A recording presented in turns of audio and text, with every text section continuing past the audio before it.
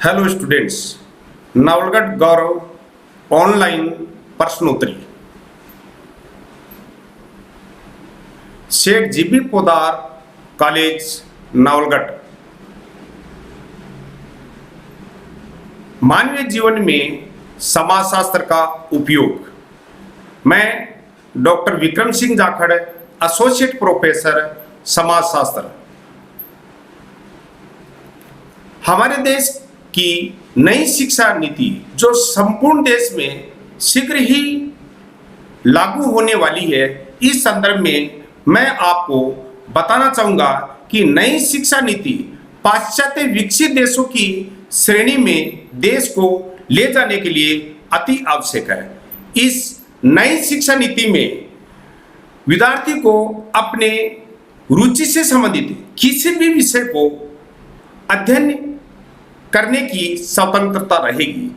इस शिक्षा नीति में विज्ञान संकाय का विद्यार्थी कला संकाय के, वाणिज्य संकाय के विषय को चुनकर अध्ययन कर सकेगा। साथ ही विद्यार्थी अपनी स्किल डेवलप करने के लिए अपनी रुचि के अनुसार स्किल डेवलपमेंट के विषय लेने के लिए भी स्वतंत्र रहेगा। विद्यार्थियों, राजस्थान का प्रथम स्नातकोत्तर महाविद्यालय शेख जीबी पोदार कॉलेज नावलगढ़ इस दिशा में काफी पहले ही पहल कर चुका है। यह महाविद्यालय सभी संकायों में स्नातकोत्तर व स्नातक के पाठ्यक्रम अध्ययन हेतु उपलब्ध करवाता है।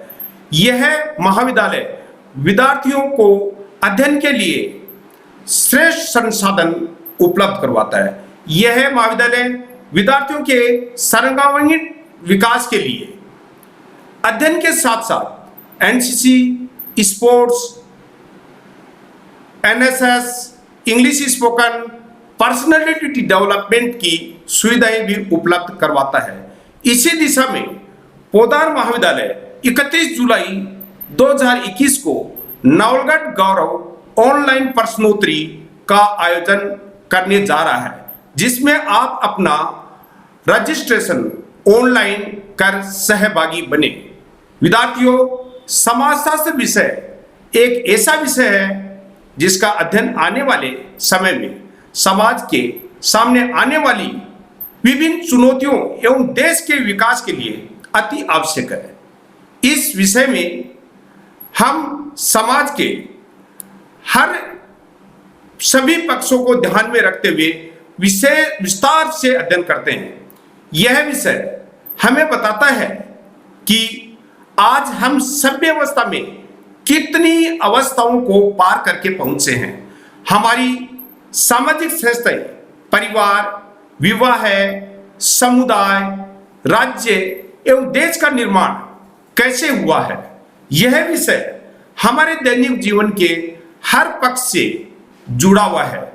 विद्यार्थियों, यह विषय परिवार का निर्माण, सामाजिक संबंधों की उपयोगिता, विद्यार्थियों के विकास में संस्थाओं की भूमिका, सामाजिक समस्याओं के कारण एवं निवारण, सामाजिक मूल्यों की उपयोगिता, सामाजिक नैतिकता, सामाजिक परिवर्तन के कारण, सामाजिक संरचना, सामाजिक व्यवस्था, सामाजिक गतिशीलता, सामाजिक नियंत्रण की संस्थाओं एवं व्यक्ति के सामाजिक व्यक्ति के बनने की प्रक्रिया को विस्तार से बताता है।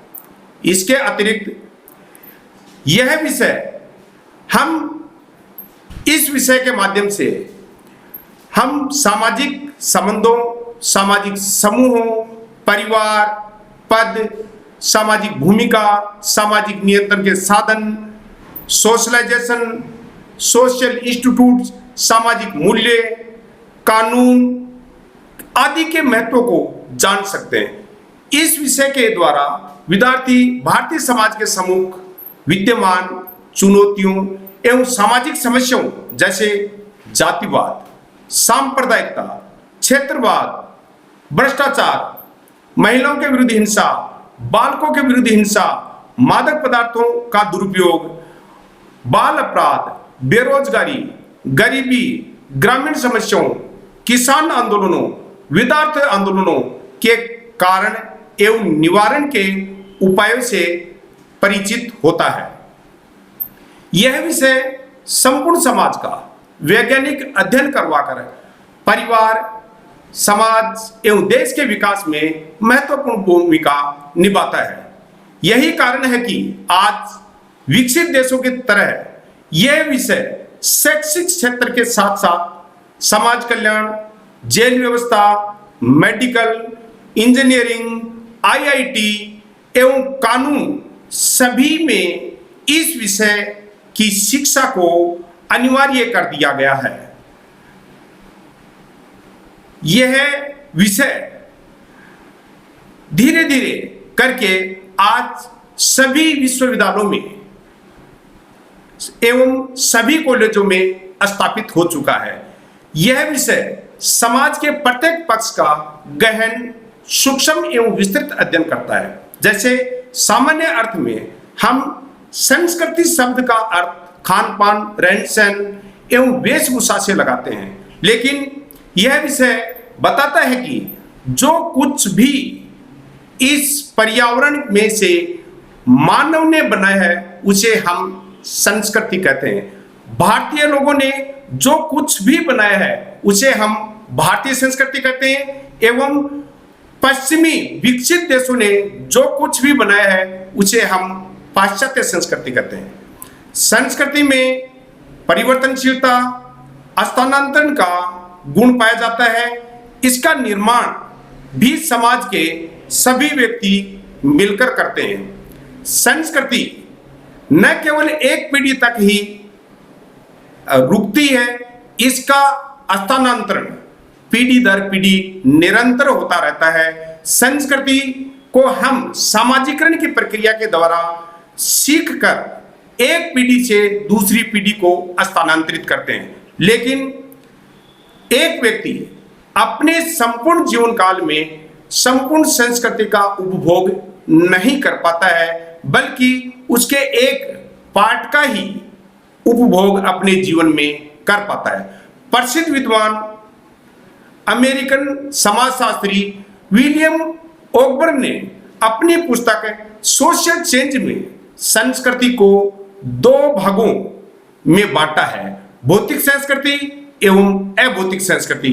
जहां भौतिक संस्कृति के अंतर्गत मानव निर्मित उन सभी वस्तुओं को शामिल किया जाता है जिसे मानव देख सकता है, जिसे जो मूर्त है, जिसका आकार आकृति बनाई जा सकती है, जिसको मापा तोला जा सकता है, जैसे मोबाइल, यातायात के साधन, मकान, लैपटॉप, गाड़ी, एरोप्लेन, मकान, पेन, कॉपी, टेबल आदि। एवं भौतिक संस्कृति में उन सभी मानव निर्मित अमूर्त नियमों, प्रथाओं, परंपराओं, धर्म, भाषा, कानून आदि को सम्मिलित किया जाता है, जिसे मानव देख नहीं सकता लेकिन मानव महसूस कर सकता है। विद्यार्थियों, एक संस्कृति एक पीढ़ी तक ही सीमित न रहकर उस संस्कृति में अन्य संस्कृतियों का प्रसारण मिलकर उसमें परिमार्जन होता रहता है और विकसित होती रहती है, और संस्कृति अगली पीढ़ी में सामाजिकरण की प्रक्रिया के द्वारा सीख कर पहुंच जाती है। प्रसिद्ध विद्वान ओकबर्न ने बताया कि भौतिक संस्कृति में आज तीव्र गति से बदलाव होता है, जबकि अभौतिक संस्कृति में परिवर्तन होता है लेकिन वो बहुत ही धीमी गति से होता है। पाश्चात्य संस्कृति के प्रभाव, औद्योगिकरण, संचार के साधनों से हमारे भारतीय संस्कृति में निरंतर परिवर्तन हो रहा है, जिसका सकारात्मक एवं नकारात्मक प्रभाव हमारे भारतीय समाज की सभी संस्थाओं पर पड़ता जा रहा है। विद्यार्थियों, अतः मैं आपको बताना चाहूंगा कि प्रत्येक व्यक्ति को समाज को विस्तार से समझने के लिए इस विषय का अध्ययन करना अति आवश्यक है। प्रसिद्ध विद्वान गिडिंग्स ने ठीक ही कहा है, समाजशास्त्र हमें बताता है कि हम जो बनना चाहते हैं वह कैसे बने। थैंक्स।